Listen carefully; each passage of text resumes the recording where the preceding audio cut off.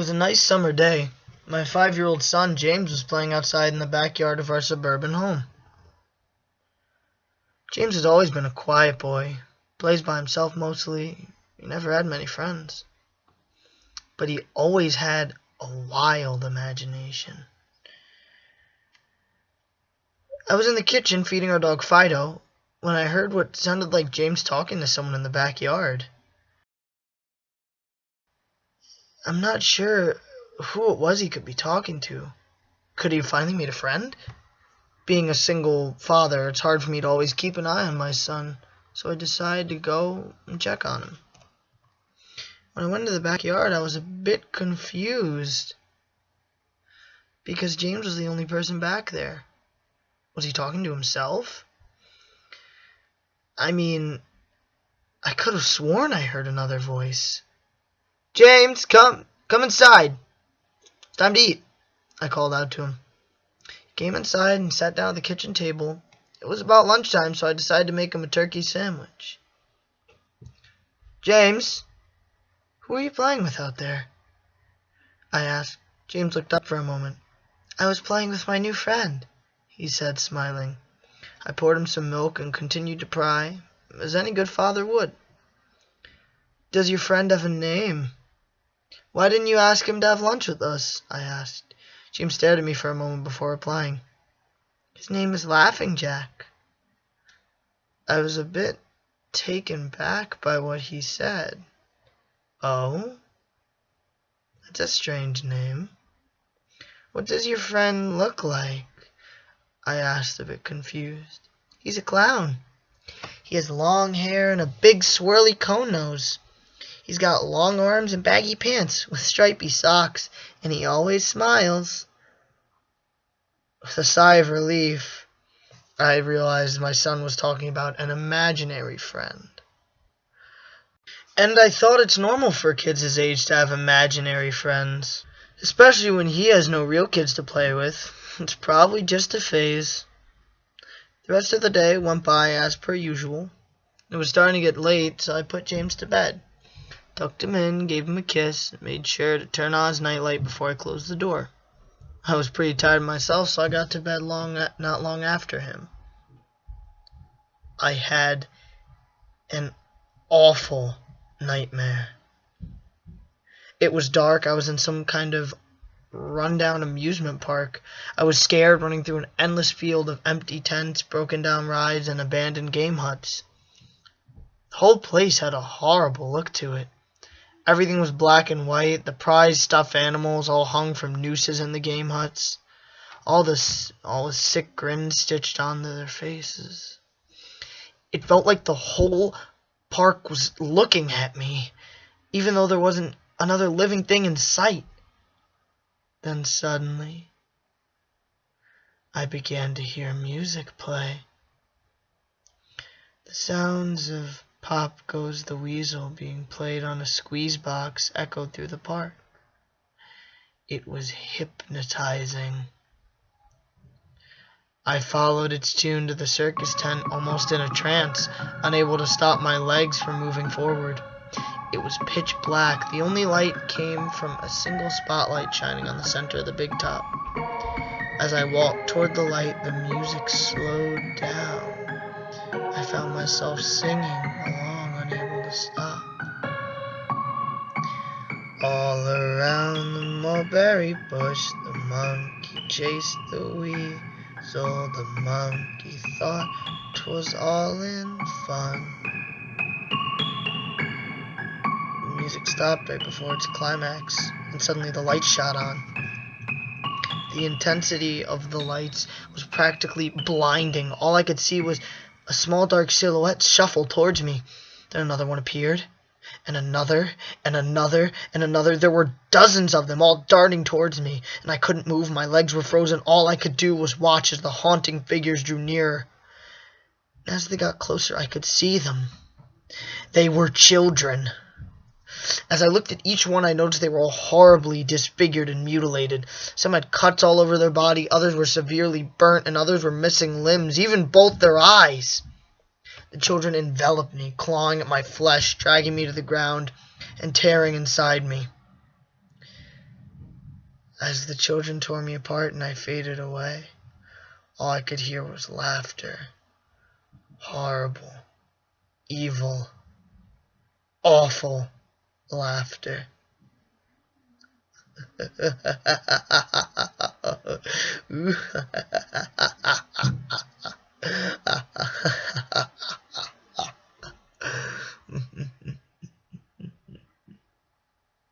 I woke up the next morning in a cold sweat.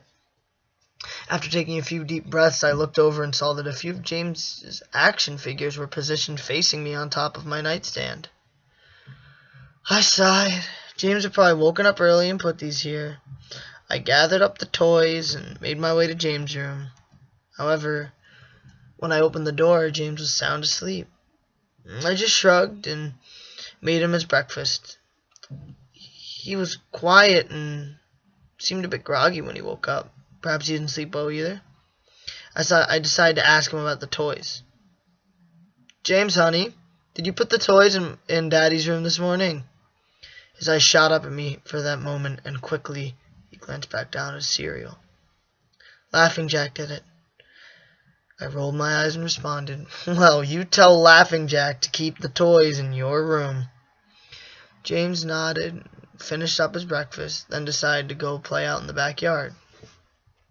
I went to relax in the living room and must have dozed off because I woke up a couple hours later. Ah, shit! I need to check on James. I was a bit worried. It'd been over 2 hours and I haven't checked on him.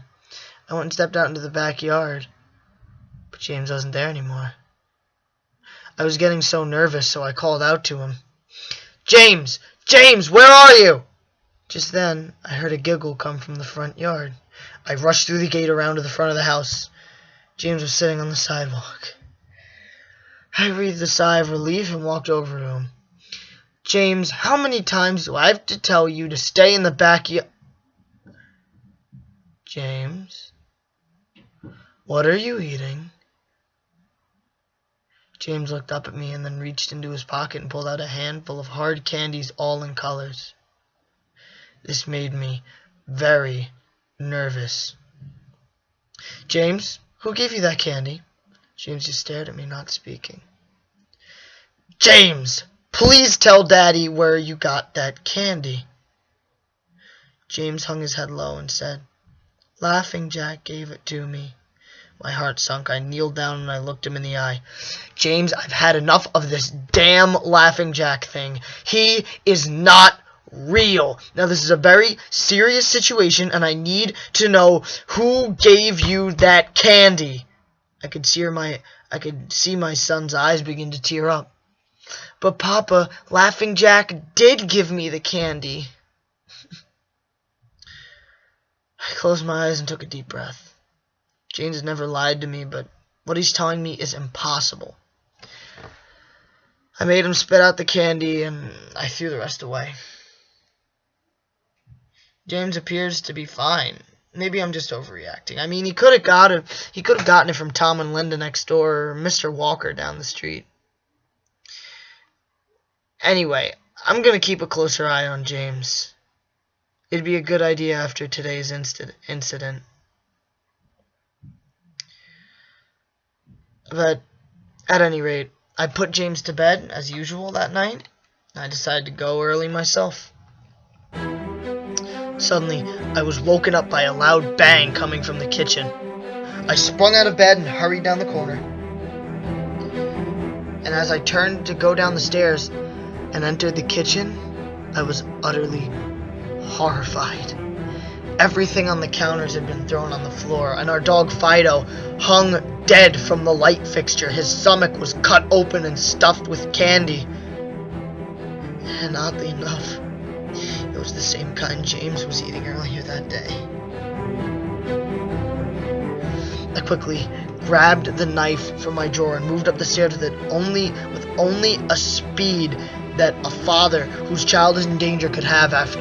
I burst through the door and flicked on the lights. Everything in the room was tossed over on the floor. My poor son, crying on his bed and shaking with fear in a pool of urine staining the sheets. I scooped my child up and ran out of the house and went next door to Tom and Linda's house. Thank God they were still awake. Now, I called the police from their phone. Thank God they let me use their phone. Didn't take them long to arrive, and I explained what happened. They looked at me as if I was crazy. Searched the house, but all they found was a dead dog and 2 trashed rooms. The officer told me someone had probably gotten into the house and done this right before making a quick escape. But I knew it wasn't true.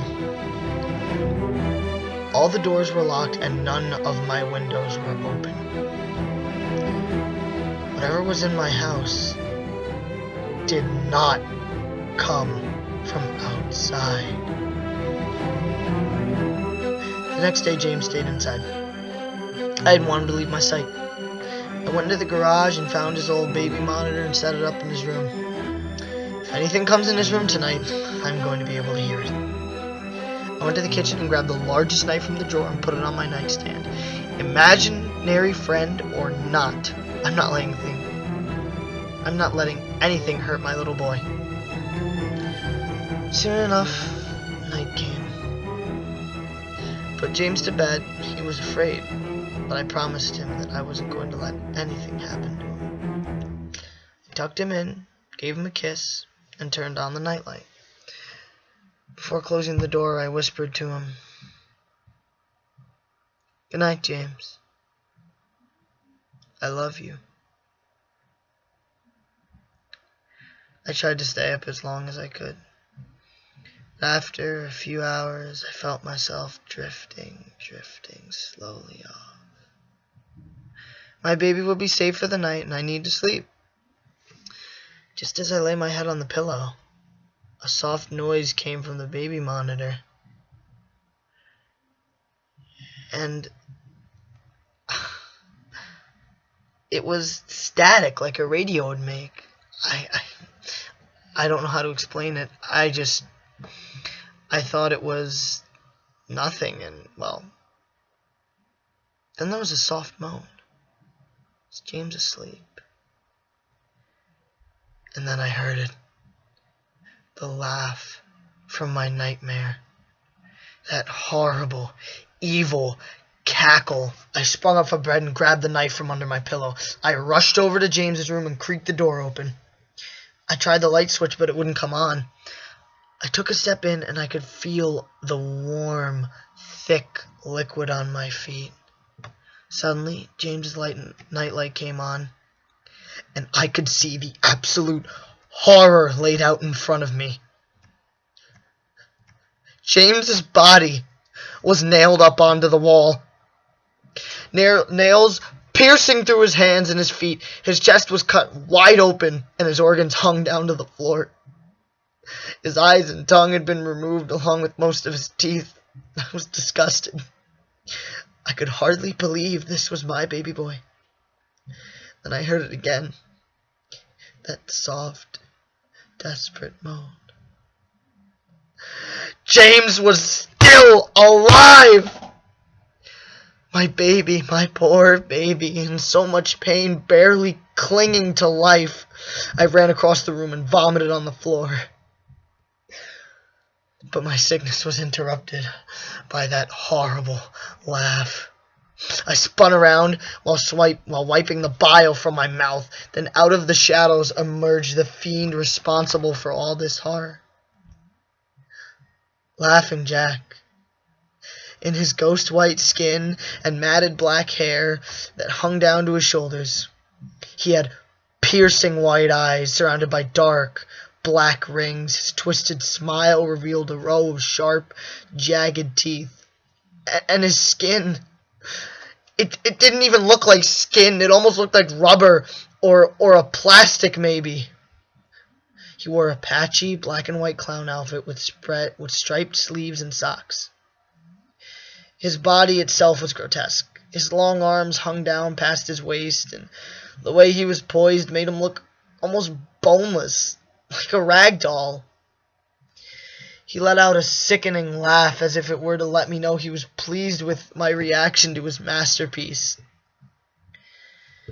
He then turned slowly and went to James and began to laugh even more at him, nailed up to the wall.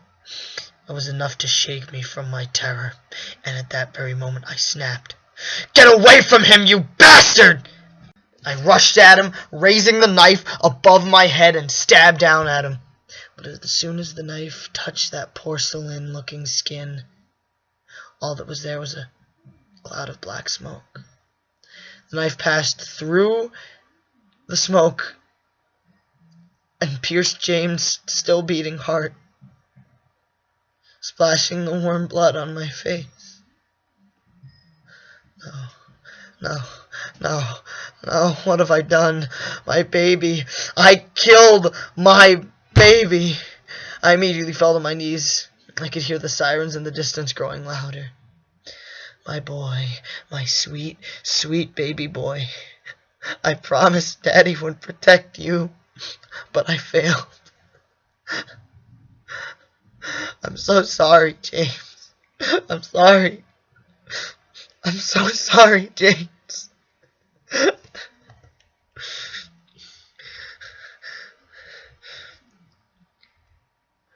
Police soon arrived to find me in front of my son,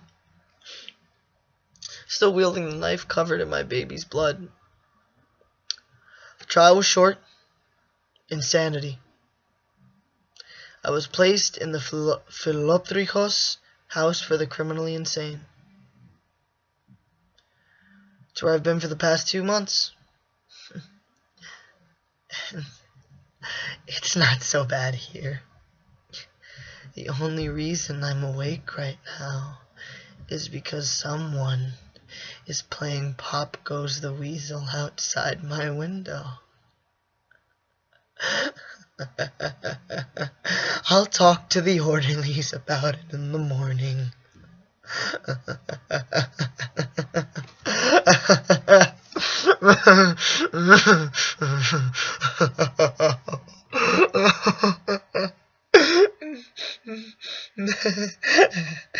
All around Mulberry Bush, the monkey chased the weasel. The monkey thought it was all in fun. The monkey thought it was all in fun. Pop goes the weasel. I'm so sorry, James.